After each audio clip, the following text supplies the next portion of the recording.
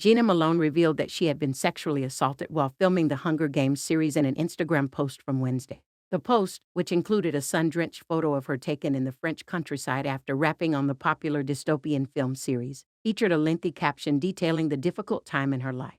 The 38-year-old actress, who came out as pansexual last year, steered clear of naming the person who allegedly assaulted her, as they had engaged in restorative justice to help her heal. Malone was featured in the Hunger Games sequels Catching Fire and the two-part Mockingjay as Johanna Mason. DailyMail.com has reached out to Malone's representatives for comment.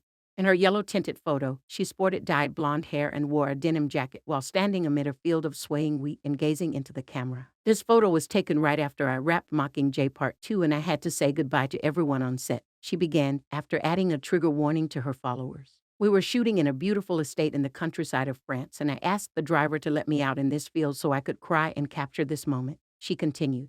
Even though this time in Paris was extremely hard for me, was going through a bad breakup and also was sexually assaulted by someone I had worked with. I was so full of gratitude for this project, the people I became close with, and this amazing part I got to play. She called the events a swirling mix of emotions that she was only now just learning to sort through. I wish it wasn't tied to such a traumatic event for me, but that is the real wildness of life, I guess. How to hold the chaos with the beauty, Malone wrote.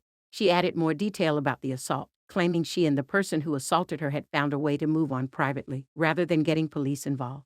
I've worked very hard to heal and learn through restorative justice, how to make peace with the person who violated me and make peace with myself.